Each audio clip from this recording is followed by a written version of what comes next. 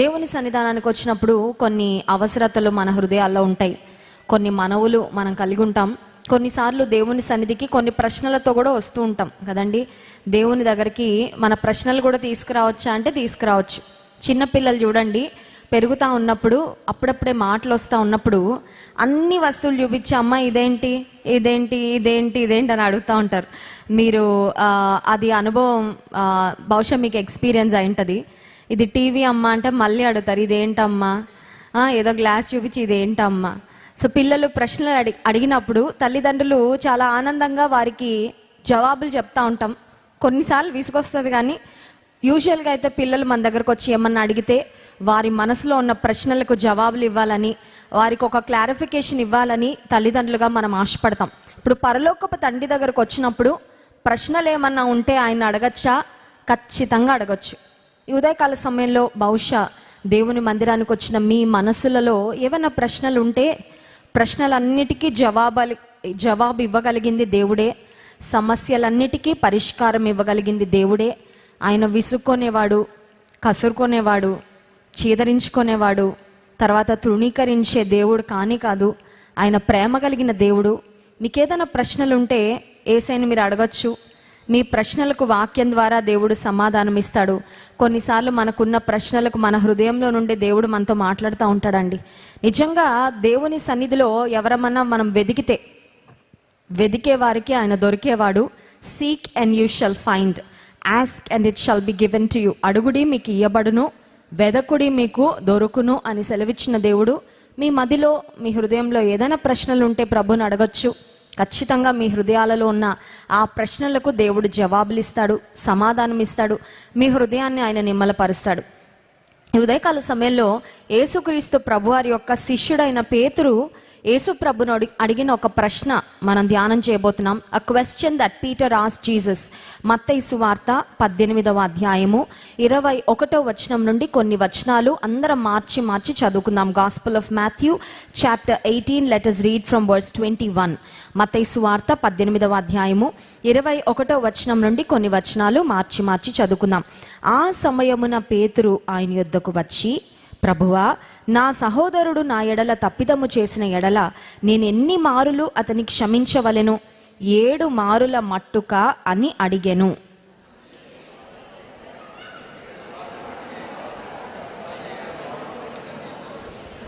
కావున పరలోక రాజ్యము తన దాసుల యొద్ద లెక్క చూచుకొనగోరిన ఒక రాజును పోలి ఉన్నది. ఈ వృత్తాంతం అంతా ఉంది. ఇదంతా ధ్యానించడానికి సమయం లేదు, కానీ పేతురు యేసయ్యను ఒక ప్రశ్న అడుగుతున్నాడు. ఏంటంటే ఆ ప్రశ్న, నా సహోదరుడు ఒకవేళ నా ఎడల తప్పిదం చేస్తే ఎన్నిసార్లు క్షమించాలి? ఊరికే అడిగిన ప్రశ్న అండి, లేకపోతే నిజంగా తెలుసుకోవాలని అడిగిన ప్రశ్న? ఊరికే అడిగిన ప్రశ్న అయితే కాదు, క్యాజువల్ క్వశ్చన్ కాదు. కొన్నిసార్లు కొంతమంది ఏం జవాబులు చెప్తారో తెలిసినా మనం మళ్ళీ అడుగుతూ ఉంటాం అదే ప్రశ్నలు. కానీ పేతురు క్యాజువల్గా అడిగిన ప్రశ్న కాదు. It was an intentional question. నిజంగా తెలుసుకోవాలి అని ఆశపడి అడిగిన ప్రశ్న. ఇంకొక మాట ఏంటంటే, దేవుని ప్రశ్నలు అడిగినప్పుడు దేవుడిచ్చిన జవాబుకు కట్టుబడి ఉండాలి అనే హృదయం ఉంటేనే అడగాలి. కొంతమంది చూడండి, దేవా నీ చిత్తం తెలియచేయి, నీ చిత్తం తెలియచేయి, ఎటెళ్ళాలో చెప్పు అని అడుగుతారు. దేవుడు రైట్ సైడ్ వెళ్ళి అంటారు, అప్పుడు లెఫ్ట్ సైడ్ వెళ్తూ ఉంటారు. అంటే అర్థం ఏంటంటే అడిగారు కానీ జవాబు పొందుకున్నారు, కానీ దేవుని మాటకు విధేయత చూపించాలి అనే హృదయం వారిలో లేదన్నమాట. అందుకే ఒక దైవజనుడు ఏమంటాడంటే, if you do not have a heart to follow the will of the lord, do not ask for it. దేవుని చిత్తాన్ని కనుగొని దేవుని చిత్తానుసారంగా జీవించాలనే ఆశ లేకపోతే అసలు దేవుని చిత్తం అడగద్దు అంటారు. ఎందుకంటే అడిగినా కూడా వ్యర్థమే, అడిగినా కూడా దేవుని మాటను మీరు అనుసరించే హృదయం లేదు కాబట్టి అని అంటాడు. సో ఇక్కడ పేతురు అడుగుతున్న ప్రశ్న ఏంటంటే, నేను ఎన్ని మార్లు క్షమించాలి అని మళ్ళీ యేసయ్యకు ఒక హింట్ ఇస్తున్నాడండి. ఏమంటున్నాడంటే 7 మార్ల మట్టుక, 7 సార్లు క్షమిస్తే చాలా. అంటే పేతురు అనుకుంటున్నాడు, యేసయ్య నా ఒపీనియన్లో అయితే అసలు ఒకసారి క్షమించడమే గొప్ప, కానీ 7 మార్ల మట్టు క్షమించమంటావేమోలే నువ్వు, ఎందుకంటే నీ హృదయం చాలా విశాలమైన హృదయం కదా, నువ్వు క్షమించటకు సిద్ధ మనసు కలిగిన దేవుడో కదా, నువ్వు క్షమించే దేవుడో కదా, కాబట్టి నీ ప్రజలు కూడా క్షమించే వారుగా ఉండాలి అని నువ్వు కోరుకుంటావు, కాబట్టి బహుశా 7 మార్ల వరకు అని చెప్తావేమో కదా యేసయ్య అని అడిగాడు. అడగగానే యేసయ్య ఆ 7కి ఎన్నిసార్లు యాడ్ చేశారండి? ఇంకో 70 సార్లు కలిపి 77 టైమ్స్, 77 మార్ల మట్టుకు అని చెప్పారు. అంటే అర్థం ఏంటంటే 1, 2, 3, 4 అని క్షమించిన ప్రతిసారి ఒక దగ్గర రాసుకొని 77 అవగానే ఇంకా టైం అప్, ఛాన్సులన్నీ అయిపోయినాయి, ఇంకా జీవితంలో నిన్ను మాత్రం క్షమించని, ఇంకెవరైనా క్షమిస్తానేమో అని చెప్పమని కాదు, లెక్క పెట్టుకోకుండా క్షమించమని. ఎన్నిసార్లు మనల్ని బాధ పెట్టినా, ఎన్నిసార్లు మనల్ని కష్టపెట్టినా, ఎన్నిసార్లు మనల్ని ఇబ్బంది పెట్టినా శత్రువులను క్షమించాలి అనే ఆ లెసన్, ఆ పాఠాన్ని పేతురుకు నేర్పించడానికి యేసయ్య 77 మారుల మట్టుకు అనే మాట చెప్పారు. క్రైస్తవ జీవితంలో ప్రతి విశ్వాసి ఖచ్చితంగా కలిగి ఉండవలసిన గుణం ఏంటంటే క్షమించే హృదయం. This is mandatory, this is not optional. క్షమించటం చాలా కష్టం, అవునా కదా చెప్పండి? క్షమించిన వాళ్ళకి తెలుస్తుంది. చిన్న తప్పు చేసిన వాళ్ళని క్షమించటం ఈజీ, కానీ మనకి చాలా ద్రోహం చేసిన వారిని, చాలా అపకారం చేసిన వాళ్ళని, మేలు పొంది కూడా కీడు చేస్తారు చూడండి, అలాంటి వారిని మేలు పొందుకొని మర్చిపోయి మన గురించి వెళ్ళి చెడుగా మాట్లాడుతూ ఉంటారు కదా, మనల్ని గూర్చి రూమర్స్ స్ప్రెడ్ చేస్తూ ఉంటారు. ఆ తర్వాత మన కుటుంబ గౌరవాన్ని పాడు చేయాలని ప్రయత్నం చేసేవారు, మన ఆర్థిక పరిస్థితులను నష్టపరచాలని, కొన్ని కుటుంబాల వల్ల, కొంతమంది వ్యక్తుల వల్ల కొన్ని కుటుంబాలు అప్పుల ఊబిలో కూరుకుపోయి ఇక ఆత్మహత్య చేసుకుందాం అనేంతవరకు వెళ్ళిపోతారండి. దానికి కారణం ఏంటంటే కొంతమంది వ్యక్తులు ఉంటారు, వారు ఇచ్చిన రాంగ్ సజెషన్స్ అయిండొచ్చు, లేకపోతే వారు ఏదో మాటలు చెప్పి వారిని మభ్యపెట్టి మోసపుచ్చి ఈ కుటుంబాన్ని ఆర్థికంగా మొత్తానికి పతనం చేసిన వారు అయిండొచ్చు. లేదా ఎవరైనా కొంతమంది మన కుటుంబంలో ఉన్న ఆనందం అంతా పోవడానికి కారణం ఉంటారు కొంతమంది. అప్పుడు అనిపిస్తుంది ఏమనంటే, ఆ మనిషే భూమి మీద లేకపోతే నా కుటుంబం ఎంత చల్లగా ఉండేది, అసలు ఆ వ్యక్తే మా కుటుంబంలోకి రాకపోయింటే మేము ఎంత పీస్ఫుల్గా ఉండేవాళ్ళం, ఎవరినైనా క్షమించగలమేమో తప్ప మా కుటుంబంలో ఆనందాన్ని, సంతోషాన్ని దూరం చేసిన వారిని క్షమించము, మా కుటుంబంలో నెమ్మది లేకుండా చేసిన వారిని క్షమించలేము. గుట్టుగా కాపురం నడుస్తూ ఉంది, అంత గౌరవంగా ఉంది అనుకున్న సమయంలో మా పేరు ప్రతిష్టలని పాడు చేసిన వారు ఉంటారు కదా, వారిని మాత్రము క్షమించలేం. పలానా వ్యక్తి వల్ల నేను నెమ్మదిగా నిద్రపోయేవాడిని, బట్ ఇప్పుడు నిద్రపోలేకపోతున్నా, ప్రతిరోజు రాత్రి ఐఎమ్ స్ట్రగ్లింగ్ విత్ స్లీప్లెస్నెస్, నిద్రలేని పరిస్థితిలో నేను బాధపడుతున్నాను, ఐ కాంట్ ఫర్గివ్ దెమ్, వారిని మాత్రం నేను క్షమించలేను అని మనకి ఎవరో ఒకరు తారసపడుతూనే ఉంటారండి. అయితే యేసుక్రీస్తు ప్రభువును పేతురు ఈ ప్రశ్న అడిగాడు అంటే క్షమించాలని ఆశ ఉంది కాబట్టి అడిగాడు. క్షమించే విషయంలో అసలు దేవుడు ఏ స్టాండర్డ్లో ఉన్నారో తెలుసుకోవాలని కూడా అడిగాడు. చూడండి, తల్లిదండ్రుల మనసు కొన్నిసార్లు పిల్లలు వచ్చి, నాన్న నీకేమిష్టం, అమ్మ నీకేమిష్టం, మీకు మేము ఎలా ఉంటే నచ్చుతుంది, మీకు మేము ఏం చేస్తే మీరు ఆనందపడతారు అని అడిగామంటే వారిని నిజంగా ఆనందపరచాలని ఆశ ఉంది కాబట్టి ఆ ప్రశ్న అడిగారని. ఇప్పుడు పేతురు యేసుక్రీస్తు ప్రభువును, నా సహోదరుడు నా ఎడల తప్పిదం చేస్తే నేను ఎన్నిసార్లు క్షమించాలి అని అడిగాడంటే, పేతురు దేవుని మనసులో క్షమాపణ ఎంతగా మనం ఇతరులకు చూపించాలని ఆశపడుతున్నాడో అది తెలుసుకొని తను కూడా క్షమించే వ్యక్తిగా ఉండాలి అని కోరుకుంటున్నాడు కాబట్టి ఆ ప్రశ్న అడిగాడు. ఈ శుక్రవార ఉపవాస ప్రార్థనకు వచ్చిన మనందరం కూడా క్షమించబడిన వారముగా ఉండాలి అని దేవుడు కోరుకుంటున్నాడు. క్షమించబడిన వారం అంటే అర్థం ఏంటంటే దేవుని క్షమాపణను పొందుకున్న వారముగా, అంత మాత్రమే కాదు క్షమించే వారముగా, ఇతరులకు కూడా ఫర్గివ్నెస్ అనే గిఫ్ట్ మనం ఇవ్వాలంట. చూడండి, మనం చాలా మందికి చాలా గిఫ్ట్స్ ఇస్తూ ఉంటాం కదా, ప్రాముఖ్యంగా మనం ప్రేమించిన వారికి బహుమానాలు ఇస్తూ ఉంటాం. We seek an opportunity to bless somebody with a gift, especially మన లవ్డ్ వన్స్కి బర్త్డేనో, లేకపోతే ఏదైనా వెడ్డింగ్ యానివర్సరీ వస్తేనో, ఏదైనా ఒక విజయం సాధిస్తేనో, ఏదైనా ప్రమోషన్ వస్తేనో ఏదైనా గిఫ్ట్ తీసుకెళ్ళి ఇవ్వాలనుకుంటాం. కానీ ఖర్చు లేకుండా మనం ఇచ్చే ఒక gift and an invaluable gift, వెల కట్టలేని బహుమానము, మన శత్రువులకు ఇచ్చే బహుమానం ఏంటంటే క్షమాపణ. అది దేవుడు కోరుకుంటున్నాడు, మనము అడగకపోయినా ఇవ్వాలని. గిఫ్ట్లు అనేవి అడిగి తీసుకుంటారా, అడగకుండా తీసుకుంటారా చెప్పండి? కొంతమంది ఉంటారులేండి, అడిగి తీసుకుంటారు. నాకు ఏం గిఫ్ట్ ఇస్తున్నారు, నా బర్త్డే నాకు ఏం గిఫ్ట్ ఇస్తున్నారు, పలానా ఊరెళ్ళి వస్తున్నావు కదా నాకు ఏం గిఫ్ట్ తెస్తున్నావు. కానీ గిఫ్ట్ అంటే ఏంటంటే అడగకుండా పొందేది, ఎదుటి వాళ్ళు వాళ్ళ హృదయంలో ఉన్న ప్రేమను బట్టి ఇచ్చేదాన్ని గిఫ్ట్ అంటారు. కానీ మన శత్రువులు మనల్ని అడగకపోయినా, మన దగ్గర వారు ఎక్స్పెక్ట్ చేయకపోయినా మనం దేవుని బిడ్డలం కనుక మనం ఇవ్వవలసిన ఒక గిఫ్ట్ ఏంటి అంటే క్షమాపణ. మత్తయి సువార్త 5వ అధ్యాయము 44వ వచనంలో యేసుక్రీస్తు ప్రభువారు కొండ మీద చేసిన ప్రసంగంలో సర్మన్ ఆన్ ద మౌంట్లో యేసయ్య పలికిన మాట చూడండి. నేను మీతో చెప్పున్నదేమనగా, మీరు పరలోకమందున్న మీ తండ్రికి కుమారులై ఉండునట్లు మీ శత్రువులను ప్రేమించుడి, మిమ్మును హింసించు వారి కొరకు ప్రార్థన చేయుడి. Love your enemies. అసలు ముందు ప్రేమించాలంటే క్షమించాల, క్షమించకపోతే ప్రేమించలేం కదండి. ప్రేమించడం అనేది చాలా, ఒక మాట చెప్పాలంటే చాలా ఎత్తైన మెట్టండి.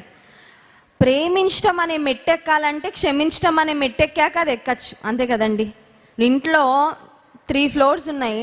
3rd ఫ్లోర్కి వెళ్ళాలంటే ముందు మొదటి ఫ్లోర్ మెట్లు ఎక్కి ఆ తర్వాత పైకి వెళ్ళాలి. ఇప్పుడు యేసయ్య చెప్తున్నారు, మీ పరలోకపు తండ్రికి కుమారులై మీరు ఉండాలంటే శత్రువులను ప్రేమించండి అనే మాట చెప్పారంటే ముందు క్షమాపణ అనే మెట్టు ఎక్కితే నెక్స్ట్ ప్రేమ అనే మెట్టు ఎక్కుతాము. So if we can't forgive, we can't love. క్షమించకపోతే శత్రువులను ఖచ్చితంగా ప్రేమించలేము. సో యేసయ్య అంటున్నారు, మీరు పరలోకపు తండ్రికి బిడ్డలై ఉన్నారు అనడానికి సూచన ఏంటంటే మీరు ఖచ్చితంగా క్షమించాలి. అండ్ ఆల్సో మిమ్మల్ని ప్రేమించిన వారి కొరకు మీరు ఎలా ప్రార్థన చేసుకుంటాం కదా. మన వారి కొరకు మనం ప్రార్థన చేసుకుంటాం, మన కుటుంబం కొరకు మనం ప్రార్థన చేసుకుంటాం, మన తల్లిదండ్రుల కొరకు, మన బంధువుల కొరకు, మన స్నేహితుల కొరకు ప్రార్థన చేస్తాం. శత్రువుల కొరకు కూడా ప్రార్థన. ఇంకొక ప్రశ్న అండి, శత్రువుల కొరకు ప్రార్థన చేసే ప్రతి సమయంలో నాకు బాధ వస్తుందండి అంటే ఇష్టపడం కదా. కొంతమంది వ్యక్తులు మనకు గుర్తు రాగానే మనము మైండ్ అంతా పాడైపోతుంది అనుకోండి, అబ్బా వాళ్ళ గురించి ఆలోచించడం మానేస్తాను, అప్పుడైనా నాకు పీస్ ఆఫ్ మైండ్ ఉంటుంది అనిపిస్తుంది. అవునా కదా, సహజంగా మానవులంగా మనం చేసే పని అది. ఇప్పుడు శత్రువుల కొరకు ప్రార్థన చేయండి అంటే అర్థం ఏంటంటే వారిని పరిపూర్ణంగా క్షమిస్తేనే కానీ వారి కొరకు ప్రార్థన చేయలేం. ఎందుకంటే every time we think about them, if we are getting disturbed, మనం మానసికంగా బాధపడిపోతున్నామంటే వారిని పూర్తిగా క్షమించలేదన్నమాట. వారిని క్షమించకపోతే ప్రేమించలేము, ప్రేమించకపోతే ప్రార్థన చేయలేము. సో యేసయ్య చెప్తున్న మాట ఏంటంటే క్షమించు. ఇంకెలా క్షమిస్తామంటే ఇంకేం కష్టం కూడా పెట్టుకోవద్దు, అంతే. అర్థమవుతుందండి. ఇప్పుడు ఇంత క్షమించాలంటే నా వల్ల అవ్వదయ్యా, ఇప్పుడు అది ప్రాబ్లం. క్షమించాలని నువ్వు చెప్తున్నావు యేసయ్య, బట్ నాకైతే చాలా కష్టంగా ఉంది. I feel it's impossible to forgive my enemies. అయితే మత్తయి సువార్త 6వ అధ్యాయంలో యేసుక్రీస్తు ప్రభు పరలోక ప్రార్థన నేర్పిస్తూ మత్తయి సువార్త 6వ అధ్యాయం 12వ వచనం చూడండి. మా రుణస్థులను మేము క్షమించి ఉన్న ప్రకారము మా రుణములు క్షమించుము. దేవుడు మనల్ని ఎంత క్షమించాడు? పరిపూర్ణంగా క్షమించాడా? కొంచెం కొంచెమే క్షమించాడా? God forgave us completely. మనం ఆయన దగ్గరకు వస్తే మన పాపాలు ఇక ఎన్నడూ జ్ఞాపకం చేసుకోనని చెప్పాడండి, ఇంకా గుర్తు కూడా చేసుకోడంట. మనం ఆయన దగ్గరకు వచ్చి ప్రార్థన చేస్తే, నువ్వు అంతకుముందు ఇలా చేసావు కదా, ఇంతకుముందు నన్ను ఇలా దూషించావు కదా, ఇంతకుముందు నన్ను ఇలాగా అసహించుకున్నావు కదా, ఇంతకుముందు నీకు ఇన్ని మేలులు చేసిన నువ్వు మేలు మర్చిపోయి నాకు దూరంగా వెళ్ళిపోయావు కదా అని దేవుడు మన గతాన్ని జ్ఞాపకం చేసుకోకుండా మనల్ని పూర్ణ హృదయంతో ఆయన క్షమించే దేవుడు. ఇప్పుడు దేవుడు కోరుకుంటాడు ఏమనంటే, ఎలాంటి క్షమాపణను మనం దేవుని నుండి పొందుకున్నామో అలాంటి క్షమాపణనే మన ఎడల అపకారం చేసిన వారికి కూడా మనము ఇవ్వాలని. What we have received from the Lord we must give.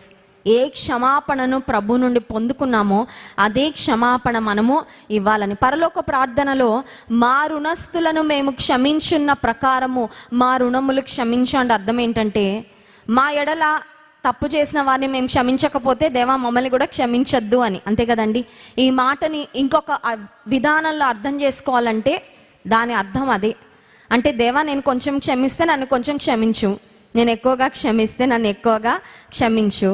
మనం ఏం చేస్తామో ఇతరులకు మనం అదే పొందుకుంటాం కదండి. మనం ఏ విత్తనాలు విత్తుతామో అదే ఫలాన్ని, అదే పంటను మనం పొందుకుంటాము.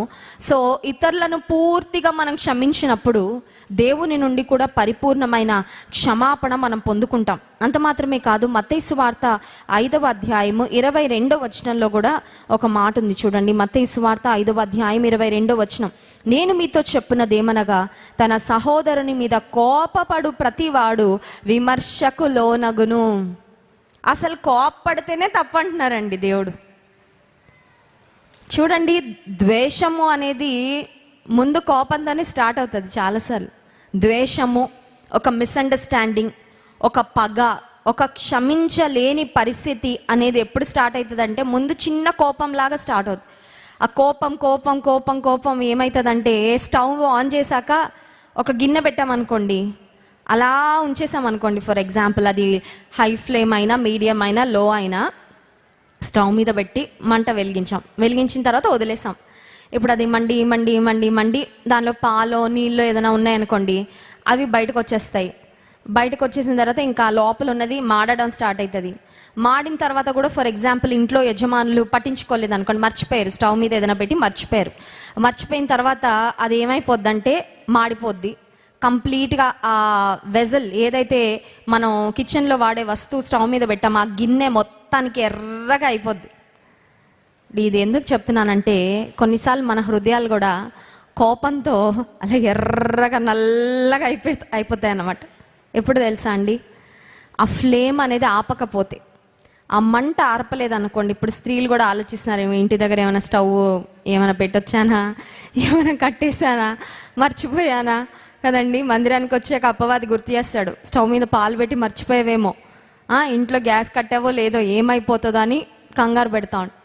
ఇప్పుడు ఈ చిన్న ఎగ్జాంపుల్ ఎందుకు చెప్పానంటే, ఆత్మీయ జీవితంలో కూడా కోపం చిన్న మంటలాగా స్టార్ట్ అవుతుంది.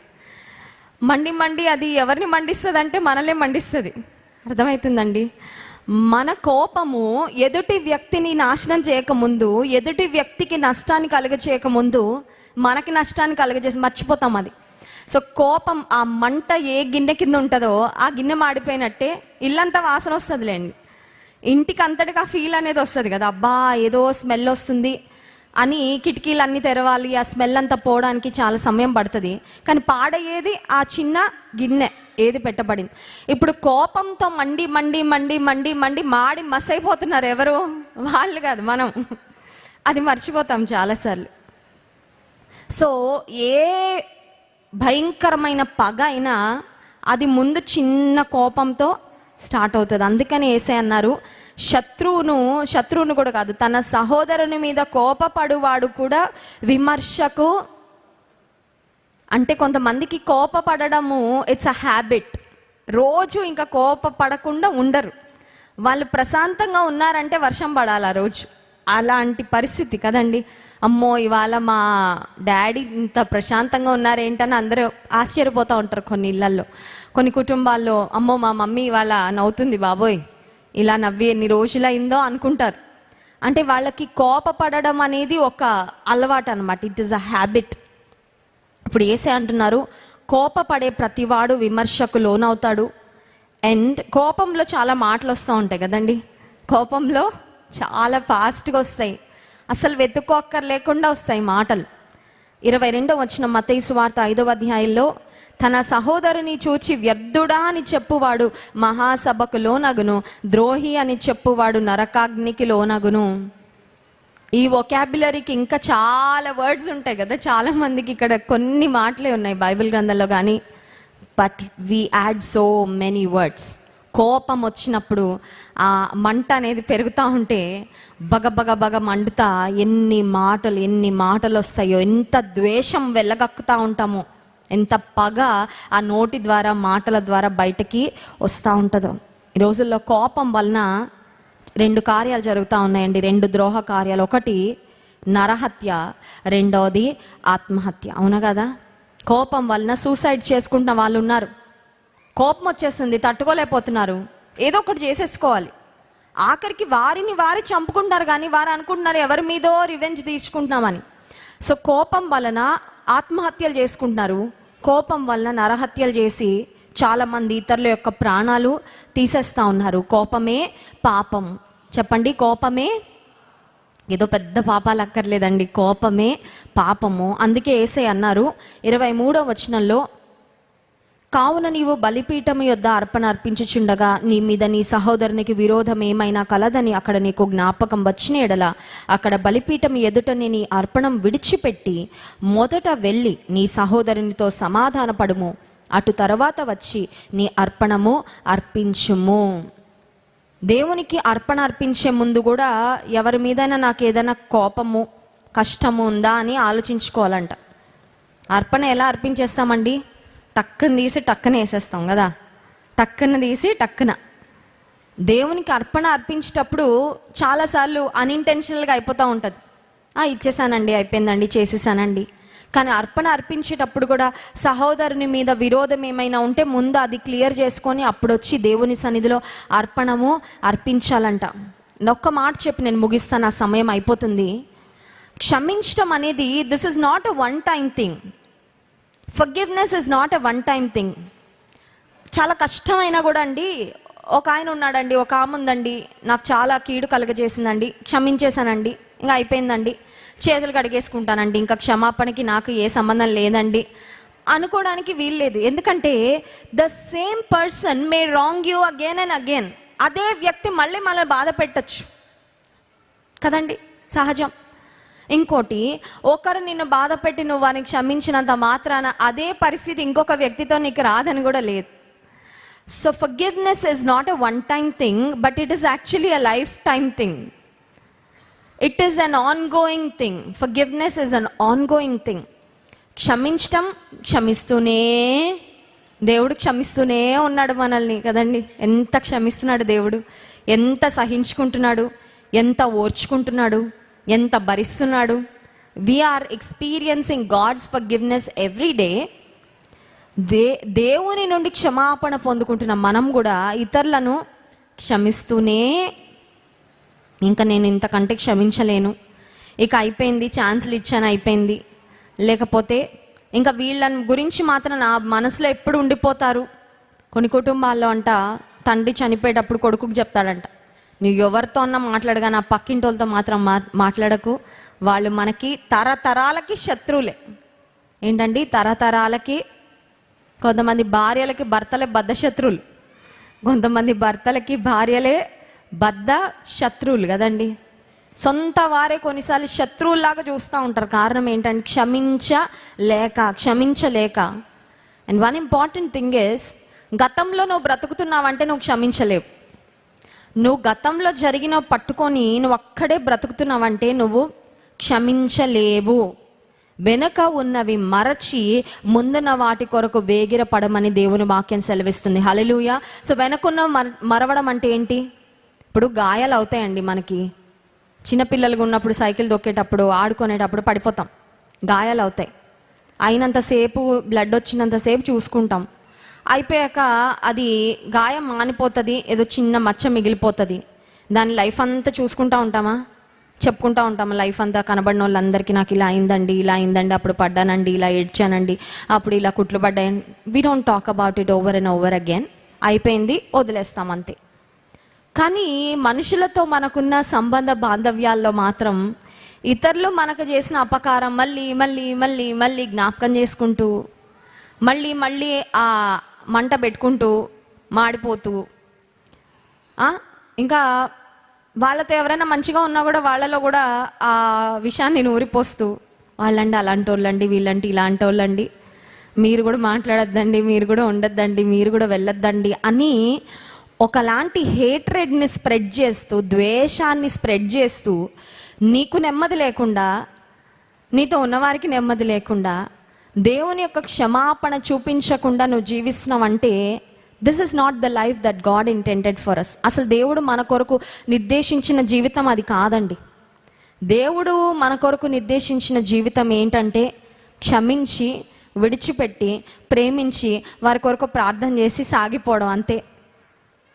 క్షమించలేని మనసుతో, క్షమించలేని హృదయంతో కోపాన్ని, బాధని మన హృదయాల్లో మోసుకుంటూ వెళ్ళాలని దేవుడు ఎప్పుడు కూడా మన పట్ల ఉద్దేశించలేదు. సో ఈ శుక్రవారం ఉపవాస ప్రార్థనకు వచ్చిన మనము, మీ బద్ధ శత్రువులు ఎవరు, మీ ప్రధాన శత్రువులు ఎవరు, మీ శత్రువుల లిస్టులో ఎంతమంది ఉన్నారు అని మిమ్మల్ని వెళ్ళిపోయేటప్పుడు అక్కడ ఇంటర్వ్యూ చేస్తే, అక్కడ డోర్ దగ్గర మీకు ఒక మైక్ పెట్టి హార్ట్ టాక్ అని ఒక పేరు పెట్టి మీ గుండెలో ఏముందో చెప్పండి, మీరు క్షమించలేని శత్రువులు ఎవరు, మిమ్మల్ని బాగా ఇబ్బంది పెట్టిన వారు ఎవరు, మీకు జీవితాంతం గుర్తుండేవారు ఎవరంటే మనందరం చెప్పగలగాలి ఎవరు లేరండి అని.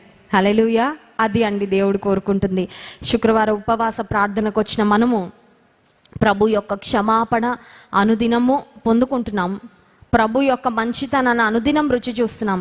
మనము కూడా అదే క్షమాపణ మన ఎడల అపరాధం చేసిన వారి ఎడల 77 మార్ల మట్టుకు అని యేసయ్య పేతురుతో చెప్పారంటే, ఈరోజు మనం యేసయ్య దగ్గరికి వెళ్ళి అడిగితే యేసయ్య ఏం చెప్తారండి?